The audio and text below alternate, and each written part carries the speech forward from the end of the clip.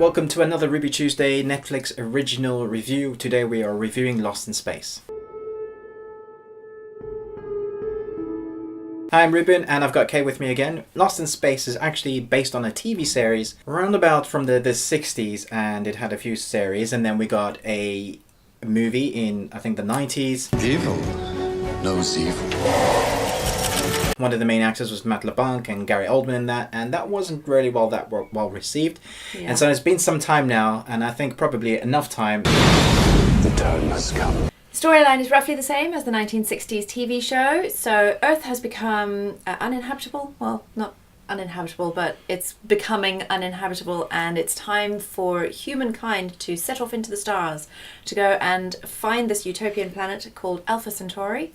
And the elite of the elite, the select few, are chosen through this rigorous testing process, and these special families get chosen to go on this epic adventure to go and start a new colony out in space. So off they go. There are a lot of things that are similar. In fact, they definitely reference the 1960s TV series. For example, even the shape of the individual family spaceships, which was completely implausible in the 1960s. That shape taking off, made no sense whatsoever, but actually they make it plausible in this one, so that's quite good. As they're traveling on their epic journey, something goes wrong, as it always does in space, no spoilers, and they get knocked off course and they end up crash landing on this luckily habitable planet. We're lost. No kidding. You know you're going to get adventure because you're lost in space. You're going to get weird and wonderful and fantastic creatures. I love that because I'm such a sci-fi geek, and I love to have new creatures that we haven't seen before, and you need that in a Lost in Space series. But before you get all that, you really need to build relationship. And so where this series really shines is with the main protagonist family, so the Robinsons. And I think they've done well here. I think they've really quickly built relationships believable between Will and the sister and the mother and father, although the relationships are strained, and there's a whole bunch of backstory behind that in flashbacks and in sequences that I can't reveal because I don't want to reveal any plot spoilers to you guys because it's so fun to watch and Netflix will kick my butt. But also the way they build the relationship into the story, into what's happening at the time. So a lot of the time there is this heightened sense of tension and horror. Danger. And danger, Will Robinson. Danger, Will Robinson. And if you've seen the trailer, you'll see that does actually happen, which is fantastic. Yeah. But in between the danger and the adventure, they're building this relationship, and I think the pacing of it's very good. It's very good. Yeah.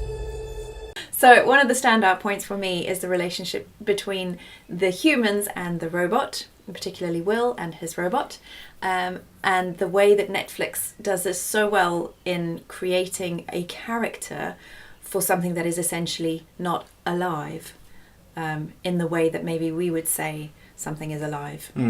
Or is it? Gently. We have such strong feelings for the robot and the relationships around the robot. I think it's really clever because it's asking a question that I think maybe as a whole society is asking: what makes humans human? When does something become sentient? And how do we differentiate between, what is sentient and what isn't? Who the hell are you? There are some absolutely beautiful, breathtaking moments with the planet itself, and you'll know them when you see them. It's kind of like it just suddenly goes, ah, and you're like, oh, that's cool, that's amazing. So the series follows a single story arc.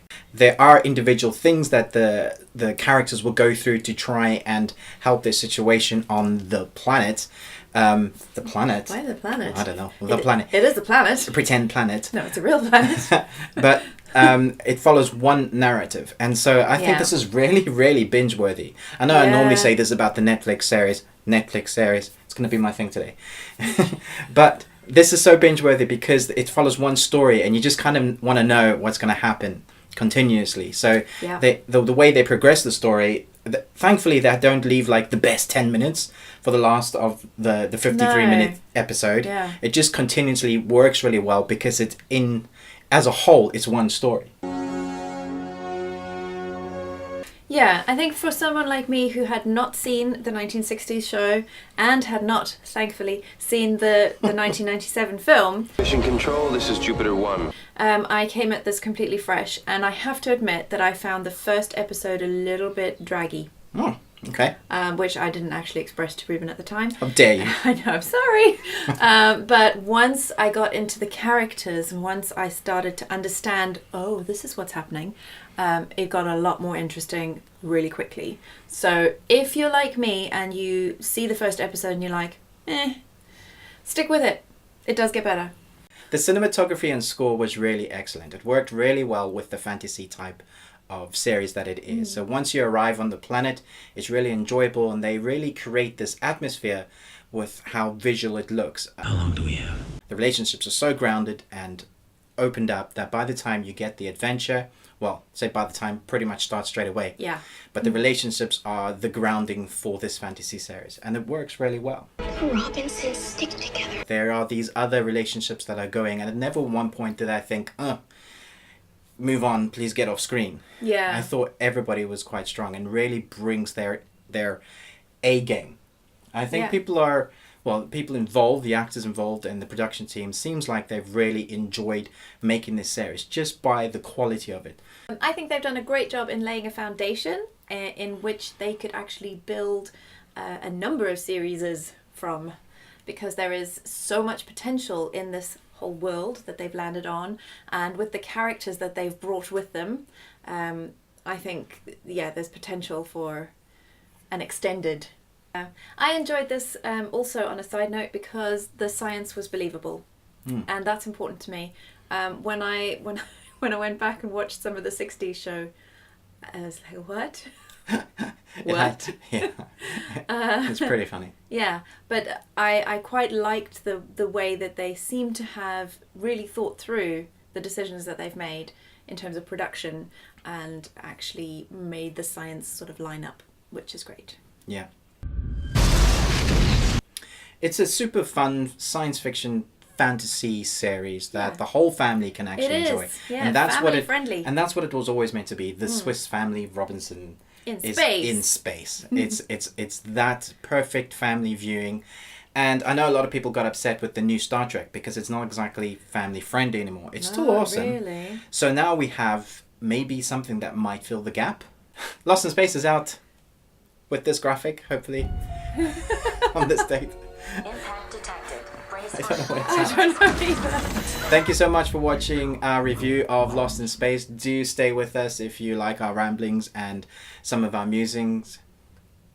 Hopefully. But we sometimes do a review for games. We did one for Far Cry. That was cool. So check that out if you like. I'll put a link somewhere. And live long and Tuesday.